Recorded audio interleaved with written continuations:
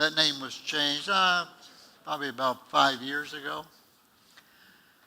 We travel around doing churches, a few conferences, some schools. I think we're supposed to be here at your school tomorrow morning. And our basic job is trying to see how people like you can fit into missions. And we have a little display out there. You might want to take time to look at it. That is a replica on the display table of a Bouddhic village in Senegal, West Africa. Tonight we're going to speak on the Bouddhic for the very first time. Never done this one. So I'm working on I'm using you as my practice, I guess.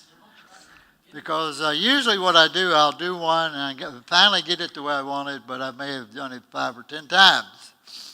Like this morning, you're also my guinea pigs, because we're going to play a game today. Last summer, I was at the East Iowa Bible Camp in Iowa, and we had about 150 young people, which is ideal for me because that's our recruiting age group we like to hit at. Because as you know, as I'm getting older and you're getting older, I hate to tell you if you hadn't figured that out. So we actually believe and realize we got to get people to take our place. You're not going to get them to take your place if you go to a bar. You don't find missionaries in bars. Now, maybe they came out of a bar lifestyle. We've seen a few like that, but most of them come out of churches, church groups. So what we're going to do today is play a game. I think it has an official name. It's called Jenga. Jenga. And how many missionaries do you think it takes to reach a tribe? Okay, let's take, for example, the Bouddhic people of Senegal.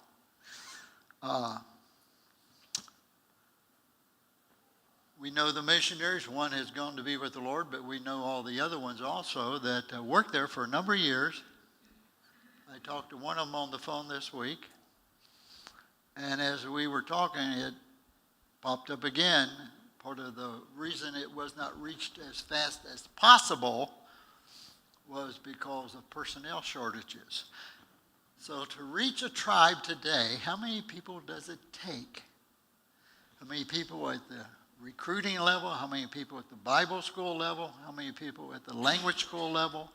How many at the home office in Sanford, Florida? How many in the aviation program? How many people does it really take? Anybody got a guess?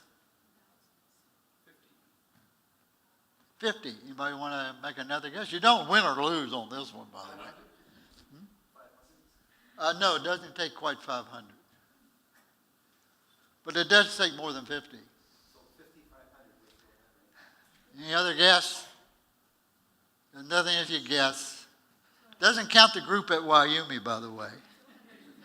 My calculation lands just under 300 people.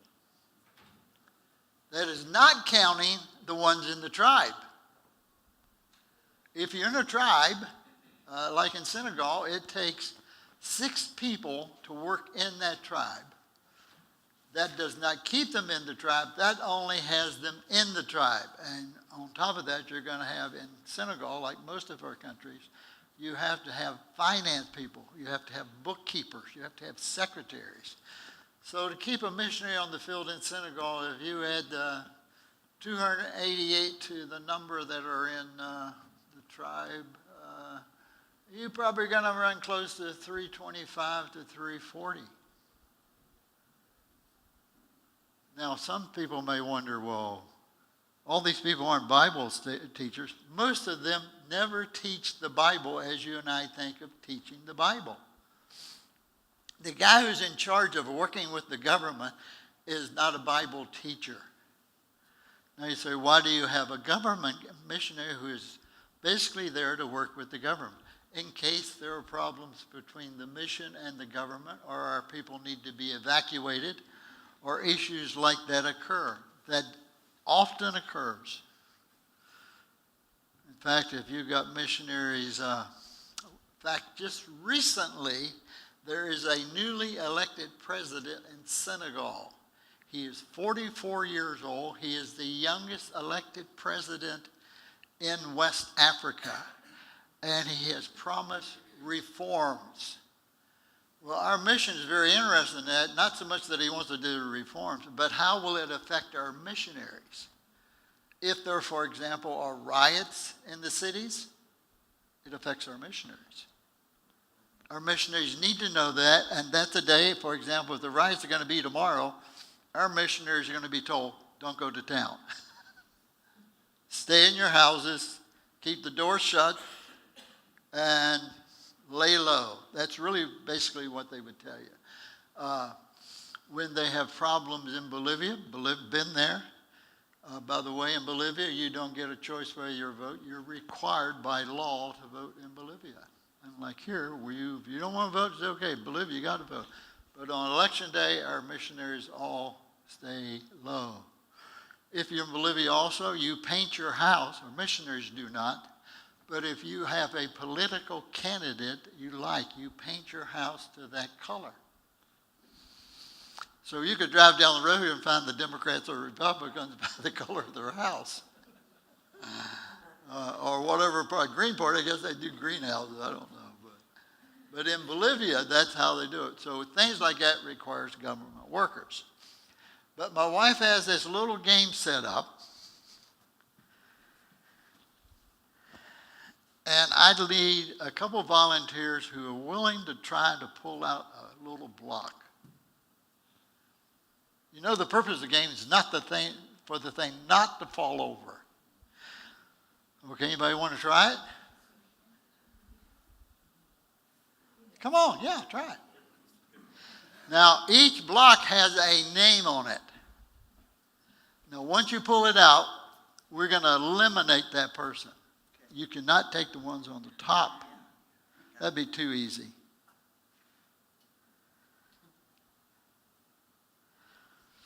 Okay, we'll see what we got. You picked the worst one of all. He picked the local church. Maybe it's the best one of all, the illustrator. What do you do without the local church? What do missionaries do without the local church? Next time we play that game, he can't pull that because I'm going to make a bigger one. Because I really think the bottom block should be the local church, and I think it should be bigger, like maybe a 2x6 chunk. Because I don't think missions could not exist without the local church, really. That's the way it is, well, maybe the UN would step in. Oh, my goodness, forget that idea. Maybe the government would help. Forget that idea. You can't do it without the local church. Okay. That was a good draw, though, because it got me on that kick. Okay, we got another one. Come on. Try it. You try it, you'll like it, as they say.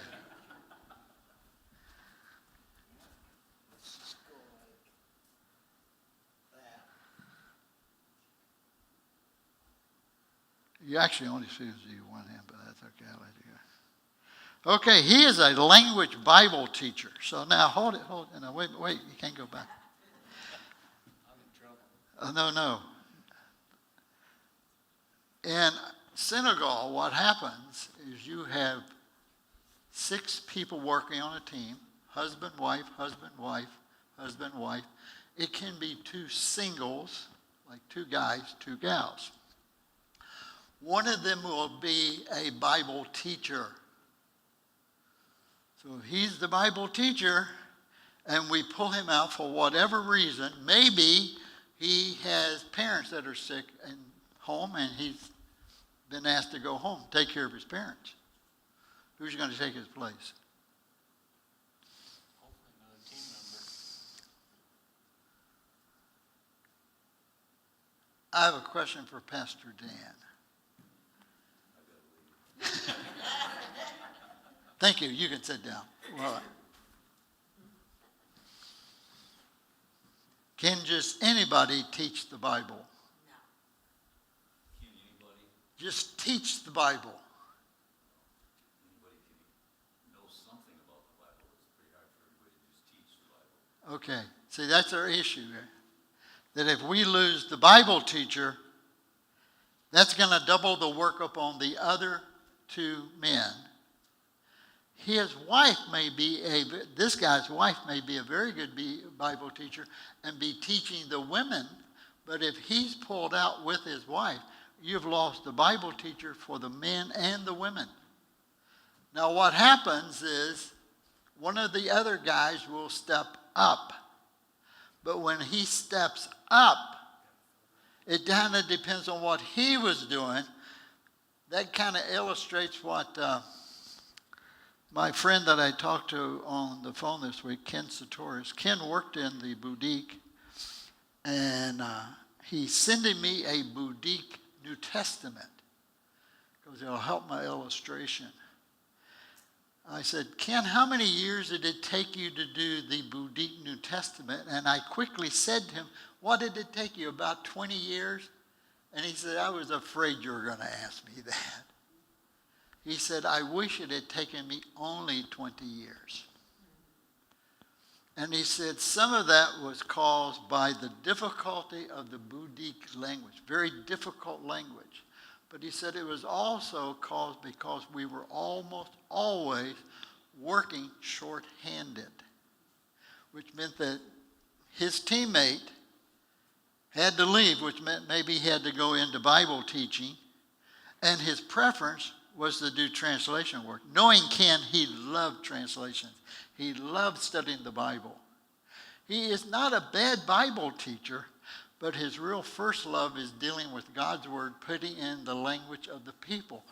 But if he can't do that because he now has to prepare his lessons, can you see the problem? Okay. So, sorry we left you. I hope your problems at home get settled, mom and dad, whatever the issue was, all gets worked out. Okay, somebody else want to pull a block? I'm going to do this with teenagers this summer. That's why I'm practicing. Steve's a teenager. Yeah. And Hart.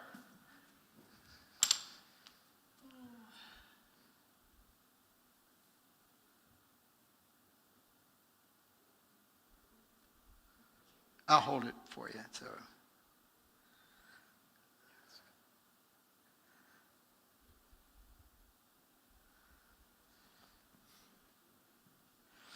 Okay. You took out the business administrator at the Bible school. Okay. I don't qualify. Okay, now what happens when the business administrator gets pulled out? It disrupts probably the money flow. At the Bible school. Mm-hmm. Money important? And unfortunately, yes, it is. Money is just as important to missionaries as it is to you. Thank you. Because at the Bible school we have a person that works in finance. In fact, our daughter just for another month, about a month, is at the Bible school, and she is working in accounts payable. One of her jobs is now going around and making sure everybody turns in all their credit receipts. You don't turn that credit receipt in, you don't get the money. And so that's part of her job. Now she is transferring to Arizona with her husband, and she's going to work in the office some, and he's going to work on maintenance in Arizona, because they only have one guy that covers about taking care of the property, which is about 1 square mile. Now, what's happening in Arizona if you're close to the southern border of Arizona? That's where he's going. He says it's not bad, but I'm like, man, you're going down to be a guard. And he said, well, they didn't tell me I was going to be a guard, but I said, you're going to have to deal with that probably. Okay, so losing a business manager, you see, can be very important. Okay, somebody else want to take a turn. Did it hurt you to take that turn? Okay. And I know it didn't hurt you. You just went up and got it. Okay, somebody else. Come on, Dom, you could do it. I knew you, and that gal sitting beside of you can do it too. Well, she wanted men to be first, see.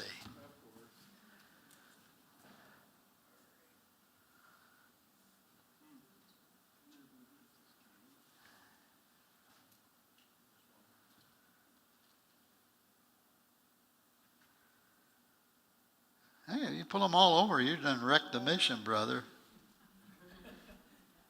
Uh-oh. He pulled out the kitchen help. Bible school works at the school, so it has a kitchen. People stay there overnight. What is it, about 200 students there, probably something like that now? Okay. How about? Well, no, actually at the Bible school we have more than one cook. And we have more than one person helps in the kitchen. But what about if you pull out one? What happens when mom gets sick at home? What happens then? We just eat cereal? Thank you, Tom. So you can kind of see it's all crucial. If you pull out the kitchen, somebody in the kitchen, whether it's one of the cooks, you already pulled out the business person who's kind of responsible, one of the people making sure the bills for the food gets paid. Okay, let's do another one. Come on.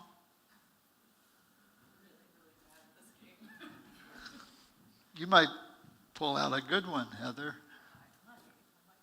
Or you might collapse the whole thing.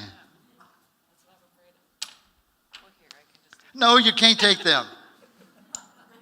I've got to figure out some way to. How do you get this out? The whole thing moves. That's the idea.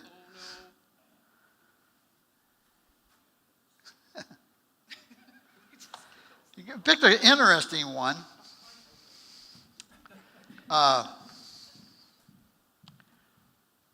Very few of our missionaries buy their food. Somebody buys it for them. The supply person buys it. So it's crucial that the supply person, now notice I use the word supply person. It does not have to be a man. It could be a woman who just likes to shop. Any of you ladies like to just shop and spend somebody else's money? That's what the supply person does. But the supply person becomes very well acquainted with our missionaries, and they're asked to do things like this. Okay, my wife's birthday is coming up next week. Can you make sure she gets a nice birthday present? Now, if it's a lady, the missionary that asked that question is hoping that Heather knows his wife, to know what she would like, down to sizes probably even down. Sometimes a missionary, supply person, has to buy. Who buys the TP? When we went into the UK, our first trip overseas with teenagers, back in the late, about 1999, we went into the UK with about 20 young people. We ordered a case of TP. We got 20 people, and it's going to come in by plane. No, we're not going to drive there. And all that stuff has to be there when we get there. So our supply buyer, he bought a case, and before he could buy it, the government asked him, "What are you doing with a case of TP?" he was expecting the question, and here was his answer. These are Americans. The government was interested if the TP was going to be used in the process of cocaine. And if you're like me, I didn't know TP was used in the process of cocaine. And I can see why the government would be interested. We were buying what would be, I think we bought 144 rolls. They were interested. Why are you buying so much? Take it into an area that is problematic with guerrillas. It's Americans. Okay, we understand. Take the TP. But the supply buyer, give you a problem that occurred when we were in Senegal, that the supply buyer had to make a decision. Did not happen to Boudique. I think it happened in the Malinki, I think. Doesn't make much difference. Same problem could occur. All 3 women in that tribe ordered celery. Supply buyer goes. There's 1 stalk, meaning 3 pieces of celery. So he buys the 3 stalks of celery. That's really 1 bunch. Comes back to the 3 ladies and says, this is all they had. Do you want to divide it, or does one of you get it all? So you don't deal with that here. You go to the grocery store, I want a bunch of celery, you gotta reach in and grab that thing, right? The supply buyer buys most of the food. The supply buyer is spending, if you're the missionary, is spending your money.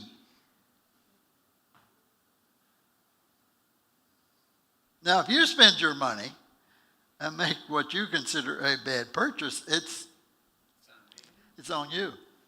But the supply buyer, it's on him. So how crucial is the supply buyer?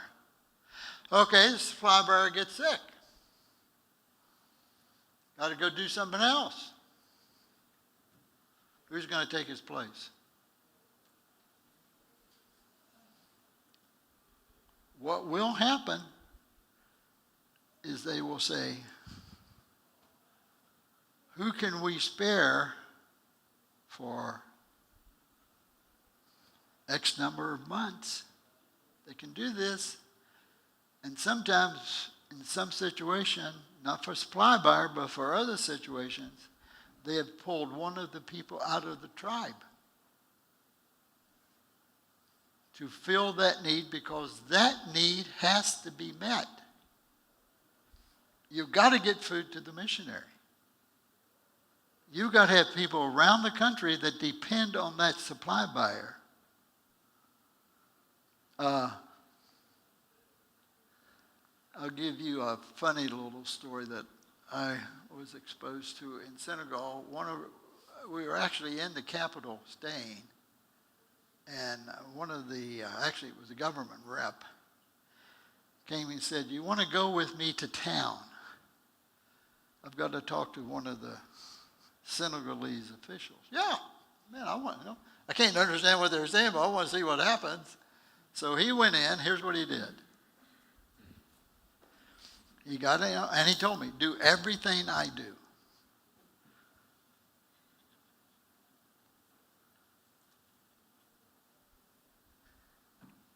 There were about 15 desks in the room with someone sitting at each desk. He went around and shook hands with each person at that desk. I'm like, he doesn't want to talk to all these people. We'll be here all day. And then he went back and talked to a particular person. They greeted each other. The African looked at him after they exchanged a few pleasantries, looked over and saw a 2 bob a white guy sitting on the side of the room in chairs. And my friend Paul looked at the official and said, "What's he want?" And the official said, "I don't know. He insulted me." Paul said, "I didn't ask him how he insulted him because I knew what he had done. He had failed to shake the guy's hand. Because in that culture, anyone in that room shake hands. That's African culture. You just learn, if you're dealing with Africans in that part of the world, just shake. Well, I don't even need to talk to this guy. Shake his hand. Shake his hand. So then the government official looked at Paul and said, "That sucker is going to wait a long time." And Paul says, "How long?" And the official said, "Like I said, that sucker is going to sit there a long time because he insulted me." All he did was not to shake hands. What the guy didn't know or didn't understand, he did it like a Westerner would do. You shake hands with only one person that you're going to deal with. Because see, that's the way we think. That's our culture that if I walk in the office, Pastor Dan sitting there, and he's the guy I want to go see him. I'm not worried about you or you or you. I want him because that's my culture. Not African culture. African culture, I'd have to shake hands with everybody in this room before I ever got to him. But I could catch him along the way, but if I'm going to come back to him, I got to go back to him. So it's part of the job of the missionary is learning culture. That's why in the tribe there will be a missionary designated to collect all culture. Now the other missionaries are learning that, but there's going to be one guy or gal who's really good at it.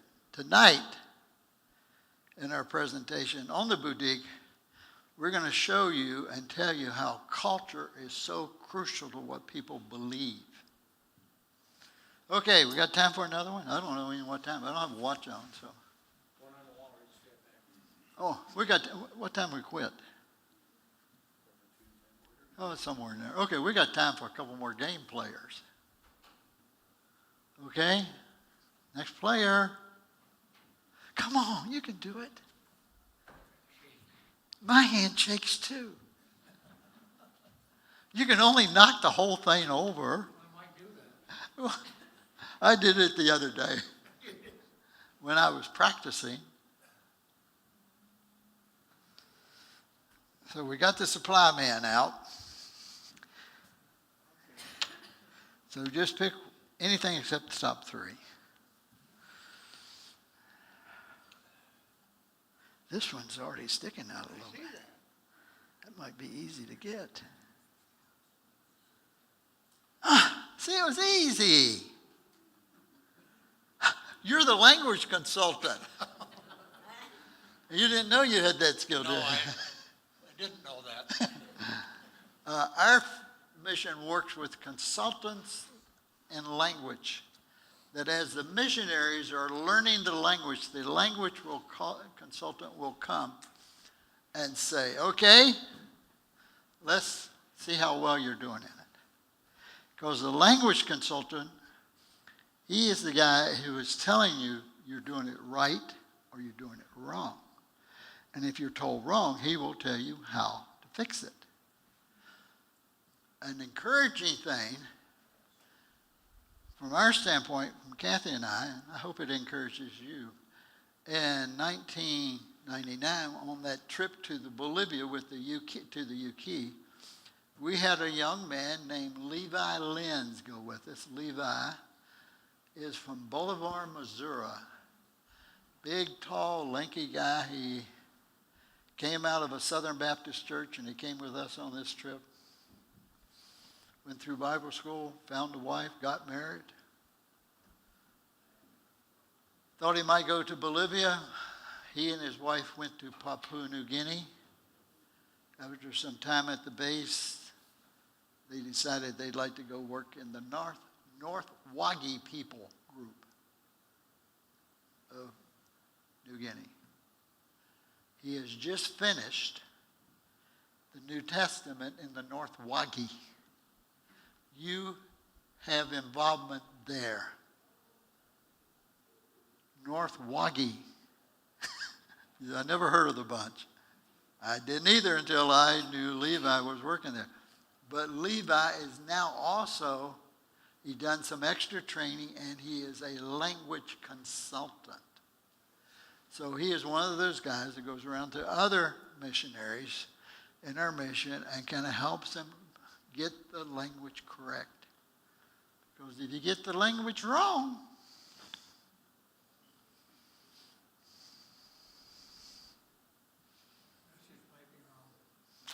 the message will be wrong. Example, I kind of like this. I can't say the words, but in Portuguese, the word for kiss is very similar to the word for cheese. Okay, so we got a supply buyer. Remember a supply buyer?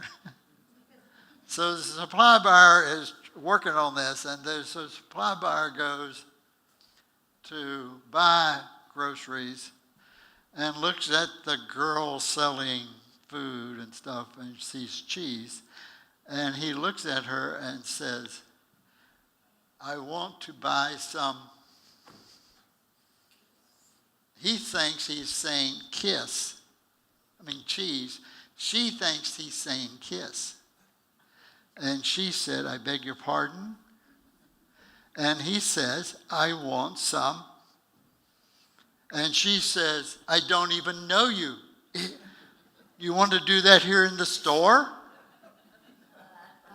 All because the word was misunderstood. Okay. I think we got room for one more. Time for one more.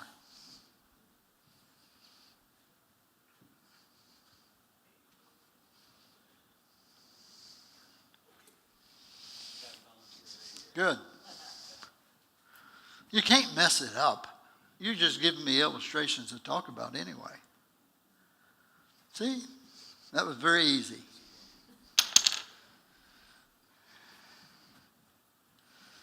Okay. Problem is, you pulled out the Bible teacher also that was working in the tribe.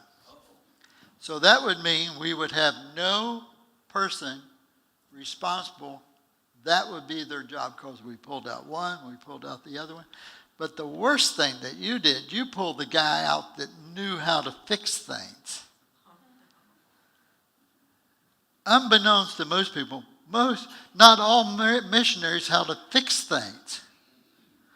See, we assume missionaries know how to fix stuff. The missionary I mentioned, Ken, you'll never meet him, so it's okay if I tell this on him. Ken, gifted in languages, can teach the Bible, but not mechanical.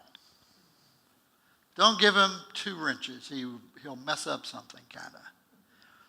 He was traveling in the team vehicle to another village, got halfway there, and the vehicle stopped. Now, what would you do if the vehicle stops?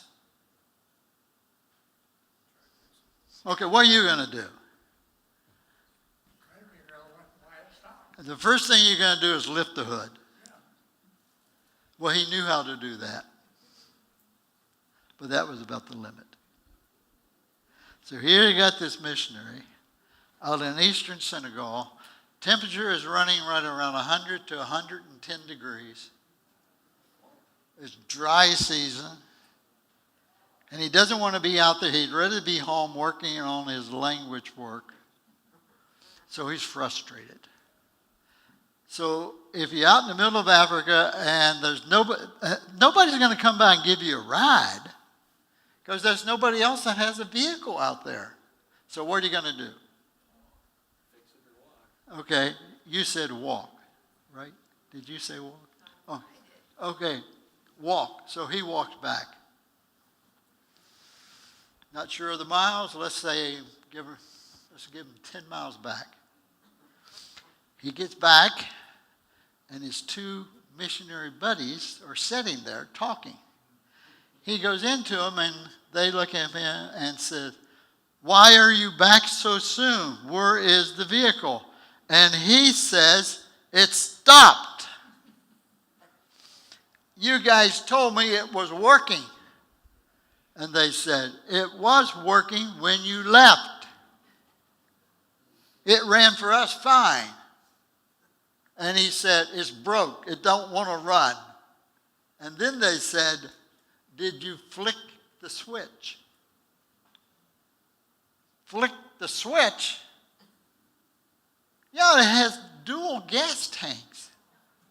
All you have to do is flick that switch and you have fuel. And his answer was, "I'm not a mechanic. Nobody ever told me." Frustration. If you have something broke on the field, you like somebody that has some idea how to put the screws in right. Okay. Now, where could you be used? Probably most of you will never go overseas. You might. Some of you could. You may have skills that we could use, like maybe a secretary, maybe a builder. You say, "Well, I can't be over there all year." Yeah, but they do need things at different times for just certain weeks of the year. Most of you would be able to go to Sanford, Florida, and help in our retirement center. I think it takes about 40 people to operate that center just for missionaries, retired missionaries. They need difficult things done like mowing grass, sometimes fixing plumbing, sometimes just simple things of cleaning the rooms for people that can't be done. It's really almost a nursing facility in some parts of it. Okay, got any questions for me? So do you see how you work in our mission on a team? You pull one team member out, it can cause really real problems. Okay, no questions? Tom, was I that good at explaining? Do you have anything in your system that is like a reserve or a substitute, someone who, a cadre of people that you can go to when somebody is full like that you might be able to put a substitute in? On the field, the chances are less likely because it takes so much to get them. You might find some of that. You can, and we're doing some of this. In the States now, we don't do all our own printing, for example. We source it out because it's a little cheaper. But we're paying to do that. But we have associates who go for a year to fill it. We have a guy from Ohio that brings a team of mechanics to Sanford that just fixes cars. Tune-ups, whatever they need,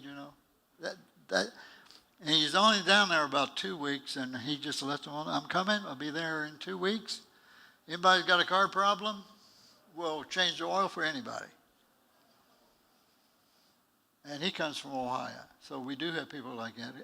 We do have people that come, particularly in the wintertime. They're called snowbirds. You've probably heard of some of them people. Some of those folks actually go to Sanford and help in our bookkeeping because they have that background. And some of them, in fact, some of them have just finished up, I think, working at the retirement center, keeping it clean because it has to meet state standards. But we use a lot of teachers temporarily. Teachers. Any of you teachers? Retired teachers? And you might say, "Well, I'm not that." Well, if you could pass the background check, you might be able to be valuable to us in Missouri or Wisconsin in childcare, because in childcare, the students go to class. And so if the wife is taking classes and she has children, we want her in class as much as possible. So sometimes that's a way you could go help for a week or a month or whatever. Have to have a background check, but you probably have to have that to work here.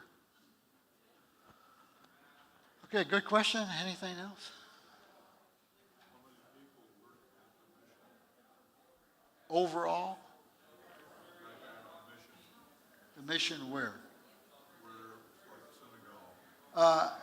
Working in Senegal, each tribe group, each people group will have 6 people. Then at the base they work out of, you're going to have government rep, you're going to have a secretary, you're going to have business people, you're going to have a guest house because people are coming and going, so somebody's going to run it. For each of those jobs, there's 2 people that get involved because you got a husband and wife in most cases. So you could go up Senegal, you're going to have 6 people in the tribe, so you could easily have another 10 or more at the base. If there's a plane involved, you have the pilot, the mechanic, or mechanics. And now we've gone to using helicopters, so you need somebody who knows about helicopters. I tell people this: if you can do it legally in this country, we can use you. If you do it illegally here, we probably don't want you. Okay, thanks. Be free to ask questions of us anytime. And go to her because she has more answers than I do. Okay, thank you guys.